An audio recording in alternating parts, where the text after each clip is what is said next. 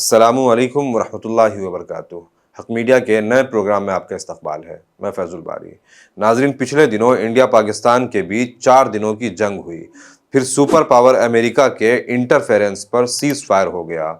जंग क्यों हुई, उसकी असल वजह क्या थी, कौन जीता कौन हारा, इंडिया पाकिस्तान वॉर की हिस्ट्री क्या है, कश्मीर दोनों देशों के लिए इतना इम्पोर्टेंट क्यों है, खुद कश्मीर का फ्यूचर क्या होगा, आइए आज इस वीडियो में समझते हैं। सबसे पहले शुरू से शुरू करते हैं।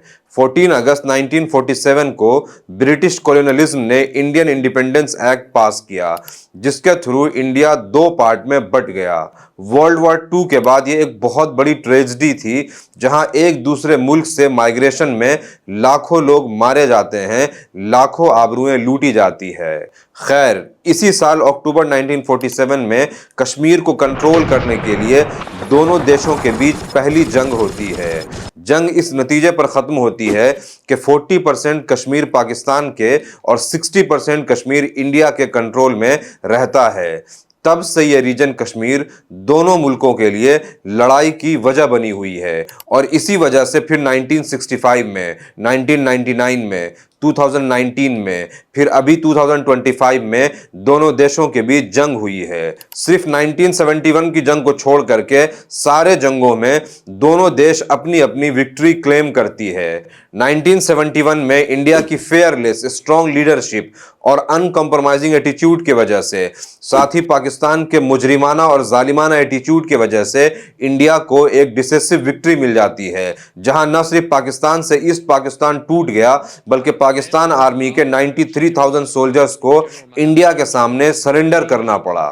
नाउ ये जो कश्मीर रीजन है, इसका अपना एक अलग डिस्प्यूट है। यहां सेपरेटिस्ट मूवमेंट्स रही हैं, जिसको पाकिस्तान ने हमेशा इंडिया के अगेंस्ट यूज किया है।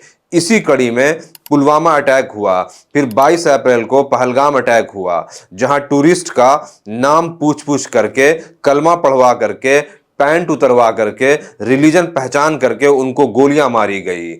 देश विदेश पूरे दुनिया भर में हंगामा हुआ। इंडिया में भी कई मुस्लिम ऑर्गेनाइजेशंस ने इस अटैक को कंडेम किया कि इस तरह बेकसूर लोगों को, आम लोगों को मारना, सिविलियंस को मारना, टारगेट करके मारना, मज़हब के नाम पर मारना, ज़ात के नाम पर मारना, किसी भी नाम पर मारना, ये पूरी इंसानियत का कत्ल है, पूरी ह्यूमैनिटी का कत्ल है। ये किसी ख़ास मज़हब वालों का कत्ल नहीं है, बल्कि सारी ह्यूमैनिटी का कत्ल है, और हमें हर तरह के एफिलिएशन से ऊपर उठकर मिलकर इसको कंडेम करना चाहिए। इंडिया पाकिस्तान के बीच एकदम से वॉर की सिचुएशन हो जाती है, होती भी क्यों नहीं। इंडिया के सिविलियंस मारे गए थे, और मोदी गवर्नमेंट ने पिछले कुछ सालों की हुकूमत में माहौल ऐसे बनाया था कि नोटबंदी से आतंकवाद की कमर टूट चुकी है। 370 के बाद कश्मीर में मिलिटेंसी खत्म हो चुकी है। इस फैसले के बहुत सारे हकारात्मक पहलू हैं। एक ही झटके में इस फैसले से देश के टेररिज्म की कमर तोड़कर रखी है। आप मेरी बात मानकर रखिएगा, किसी भी खुफिया एजेंसी के व्यक्ति को पूछकर कि आपने कहा था डिमोनेटाइजेशन के बाद, आपने कहा था धारा 370 हटने के बाद आतंकवाद की कमर टूट गई। दावे तो जरूर किए गए थे।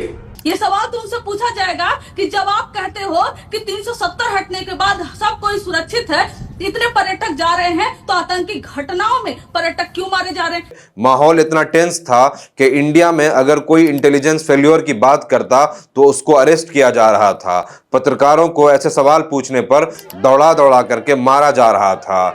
1 दिन, 2 दिन, 3 दिन गुजरता गया, गवर्नमेंट के ऊपर प्रेशर बिल्ड होता गया। मेन स्ट्रीम मीडिया के प्राइम टाइम डिबेट्स में इंडियन मीडिया सिर्फ टीआरपी के लिए पाकिस्तानी पैनलिस्ट को पैसा दे करके बुलाते, और फिर न्यूज रूम में वॉर खेलते, इधर से ये ललकारते, उधर से वो ललकारते। सबसे पहले जिस दिन ये अटैक नाच बेटा, तू नाच पहले। देखें, ये रंडियों की तरफ पैसे दिखाएगा, फिर मैं इसके ऊपर पड़ जाऊंगा। कुछ भी बोलता है, बोलने का तरीका भी अलग है। कहता है हमारा पानी लोगे तो खून बहेगा। पहले तो उसको ना हिंदी आती है ना उर्दू आती है, पता नहीं कहाँ पढ़ाई लिखाई की है। तुम्हारे हाथों से मैं बिरयानी बनवाऊंगा और लिटा लिटा के तुम्हें मिट्टी और कीचड़ में तुम्हें बाहर धूप में बिठा के रखूंगा। गाँव मुतर पिलाऊंगा तुम्हें, गाँव मुतर, या इस चप्पल को गाँव पी ले तेरे मुंह में पी ले।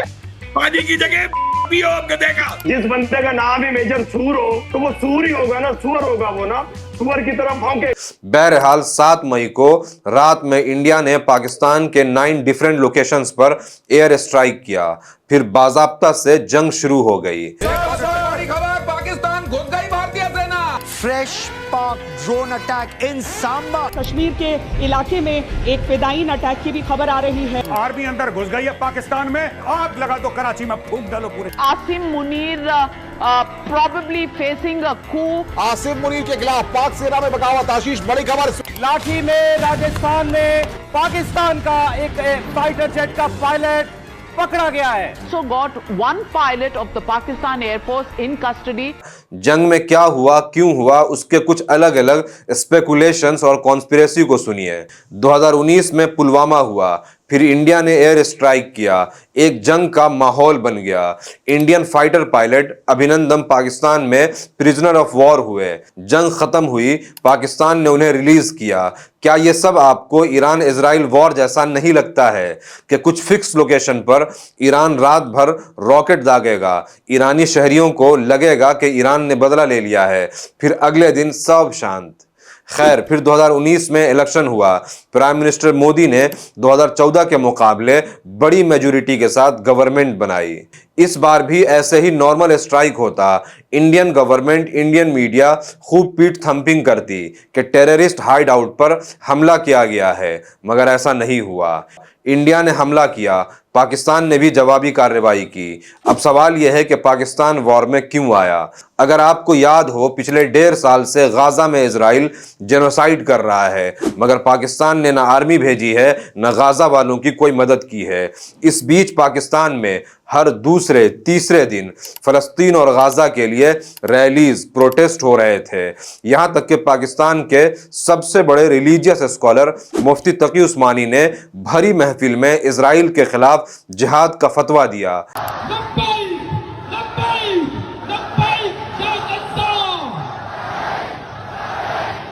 हमने अपनी हुकूमतों से खुलकर ये मुतालबा अब तक नहीं किया कि आज आपके ऊपर जिहाद फर्ज हो चुका है। सारी इस्लामी हुकूमतों पर जिहाद फर्ज हो चुका है। अपने हस्बे इस्तिताअत हर मुसलमान हुकूमत पर जिहाद फर्ज है। पाकिस्तान के अंदर एंटी इजराइल सेंटिमेंट्स बहुत बढ़ रहा था। पाकिस्तान आर्मी पर गाजा के लिए प्रेशर बिल्ड हो रहा था। गाजा और फलस्तीन के इशू को डाइवर्ट करने के लिए एक कमजोर, बर्बाद देश जिसकी इकोनॉमी तबाह हो चुकी है, देश के अंदर कई सेपरेटिस्ट मिलिटेंट ग्रुप्स हैं जो हर दूसरे तीसरे दिन अपने ही आर्मी को मारती है। ऐसे में पाकिस्तान को वो सारे इश्यूज से डाइवर्ट करने के लिए कोई मास्टर स्ट्रोक चाहिए था, जहां उसके रिवायती हरीफ के साथ जंग में जाना पाकिस्तान के लिए सबसे मुअस्सर साबित होता।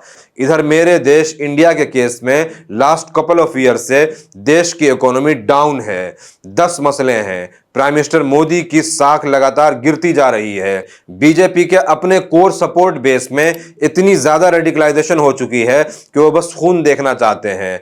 फिर राइट विंग जिस तरह से गाजा मामले में प्रोपेगेंडा चला रही है, इजराइल जैसे गाजा में जेनोसाइड कर रहा है, उससे इन लोगों में वॉर की इमेजिनेशन ऐसी थी कि मानो हॉलीवुड के किसी रैम्बो मूवी जैसे कोई फाइटर प्लेन जाएगा और पूरे आर्मी बेस को तबाह कर देगा। फिर गाजा जैसे सिविलियंस तड़प रहे होंगे। गाजा से इनका कोई लेना देना नहीं था, फिर भी उनसे इतनी नफरत थी कि छोटे छोटे मासूम बच्चों के जलने, मरने, कटने को ये एंजॉय कर रहे थे, सेलिब्रेट कर रहे थे।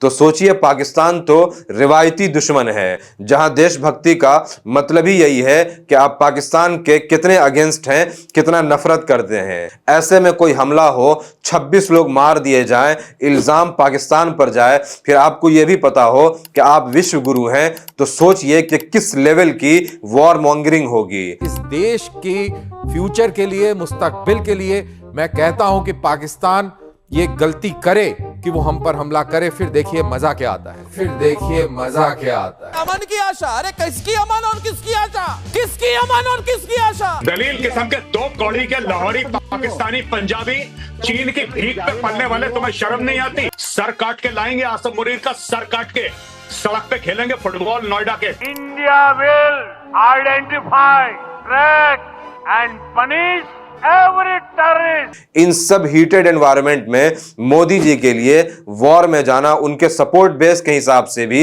मजबूरी थी और उनके खुद के साख को बचाने के लिए भी ये जरूरी था। इसलिए एग्रेसिव हूँ कि जम्मू एंड कश्मीर के पीएको को आप भारत का हिस्सा नहीं मानते हो क्या? एग्रेसिव ना हो, जान दे देंगे इसके लिए। क्या बात कर रहे हो आप? एग्रेसिव होने की क्या बात कर रहे हो? जान दे देंगे इसके लिए। एक और थ्योरी है, कुछ स्कॉलर्स ये एज्यूम करते हैं कि इजराइल चाहता है कि इंडिया पाकिस्तान के बीच शदीद जंग हो। इसकी दो वजह है। पहली वजह है कि पाकिस्तान एक न्यूक्लियर पावर है, इस जंग से हो सकता है कि वो मिलिटरीली न्यूट्रलाइज हो जाए। दूसरी वजह है इजराइल का इंडिया को वेपन्स, वॉर टेक्नोलॉजी और इंफॉर्मेशन सप्लाई करना। बुधवार 4 बजे के बाद कुछ बड़ा होने वाला है। क्या आतंकी आकर पाकिस्तान पर कुछ बड़ा करने वाला है Bharat? How something big is happening. Bharat कुछ बड़ा करने का बन बना चुका है। अब जो होने वाला है उसे कोई नहीं रोक सकता। पाकिस्तान आर्थिक स्थिति और हथियारों के मामले में भारत के आगे बिल्कुल बौना है, इसीलिए अब उसे रात में भी नींद नहीं आ रही। पाकिस्तान अलग थलग पड़ चुका है, अकेला पड़ चुका है और ऐसे में इसी के चलते लगातार पाकिस्तान की उम्मीदें टूटती जा रही, कॉन्फिडेंस जीरो होता जा रहा है, क्योंकि पाकिस्तान को पता है कि हथियारों के मामले में भी वो भारत के सामने शून्य है। बहरहाल जंग हुई, इंडिया ने ऑपरेशन सिंदूर लॉन्च किया, पाकिस्तान ने बुनियानुम मरसूस के नाम से जवाबी ऑपरेशन शुरू किया। काफी टाइम के बाद दुनिया में दो न्यूक्लियर पावर, दुनिया की 4th और 6th लार्जेस्ट एयरफोर्स आपस में टकराई। पाकिस्तान के अकॉर्डिंग उनके 51 लोग मारे गए, जिसमें 11 सोल्जर शामिल थे। इंडिया के 21 लोग मारे गए, जिसमें 5 मिलिट्री पर्सनल्स थे। ऐसा लग रहा था कि जंग अब तूल पकड़ेगी कि 10 मई को एकदम से सुपर पावर अमेरिका के प्रेसिडेंट का ट्वीट अनाउंसमेंट हुआ कि रात भर के टॉक्स के बाद इंडिया पाकिस्तान सीज फायर पर एग्री हो गया है। सीज फायर क्यों हुआ? इंडियन प्राइम मिनिस्टर ने सीज फायर क्यों अनाउंस नहीं किया? इसकी तरतीब अपने आप में बहुत डीप मैसेज रखती है। निक रॉबिन्सन के अकॉर्डिंग इंडिया ने सीज फायर के लिए पहले पुश किया था। India, according to Pakistan, reached out to Secretary Rubio, reached out to the Saudis, reached out to the Turks, reached out to others to find a diplomatic off-ramp, got engaged after that onslaught in diplomacy. Now India ने cease fire के लिए पहले क्यों push किया होगा? इसकी probably दो वजह हो सकती है। पहली वजह है 7th में यानी फर्स्ट डे ऑफ वॉर का रिजल्ट, जिसमें पाकिस्तान के साइड से यह क्लेम किया गया कि उन्होंने इंडिया के 5 फाइटर जेट्स को मार गिराया है। कुछ लोकल इंडियन जर्नलिस्ट ने भी इसकी रिपोर्ट की, मगर फिर उन्होंने अनकन्फर्म सोर्स बता करके रिपोर्ट डिलीट कर दी। साथ ही इंडियन गवर्नमेंट का भी इस पे कोई ऑफिशियल स्टेटमेंट नहीं आया है। यह सच है या झूठ है, यह एक अलग बहस है, मगर इससे रिलेटेड एक रिपोर्ट देखें। राफेल बनाने वाली फ्रेंच कंपनी डसॉल्ट का 7% शेयर गिर गया। वहीं जेट एंड फाइटर प्लेन बनाने वाली चाइनीज कंपनी एविक चुंगड़ू के शेयर में 20% का ग्रोथ देखा गया। ऐसी रिपोर्ट्स हैं कि इस वॉर में चाइना पाकिस्तान के साथ real time intelligence information share कर रही थी, जिससे इंडियन फाइटर प्लेन्स की मूवमेंट्स को ट्रैक करना पाकिस्तान के लिए बहुत इजी हो गया था।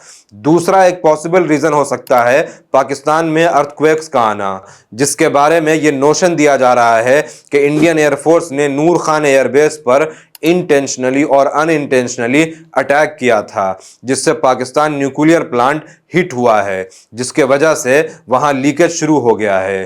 इसीलिए पाकिस्तान में काफ़ी अर्थक्वेक्स आ रहे हैं। मगर अगर आप गौर करें तो जंग शुरू होने से पहले से ही पाकिस्तान में 4 से 5 मैग्नीट्यूड्स के अर्थक्वेक्स आ रहे थे, जिसका मतलब ये हुआ कि पाकिस्तान इस बार बहुत ही खतरनाक समथिंग लाइक न्यूक्लियर अटैक कुछ इस टाइप का प्लान कर रहा था। इसी तरह से इन बिटवीन वॉर पाकिस्तान को IMF से $1.4 बिलियन का लोन अप्रूव किया गया, जबकि ये किसी से भी ढकी छुपी बात नहीं है कि कश्मीर की मोस्टली जिहादी ऑर्गेनाइजेशंस को पाकिस्तान की इंटेलिजेंस एजेंसी आईएसआई ऑपरेट करती है, फंड करती है।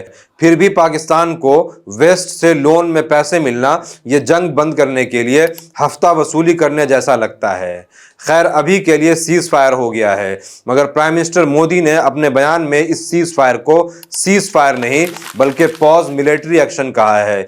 मतलब जंग खत्म नहीं हुई है बल्कि कुछ देर के लिए रुकी है, और ऐसी अटकलें लगाई जा रही है कि जंग दोबारा शुरू हो सकती है। ये बहुत पॉसिबल भी है क्योंकि इंडिया पाकिस्तान के आसपास ऐसी सिचुएशन बनी होती है। ख़ास तौर से खुद कश्मीर एक ऐसा इशू है कि यहाँ पीस, अमन, शांति की बहुत बड़ी कीमत है।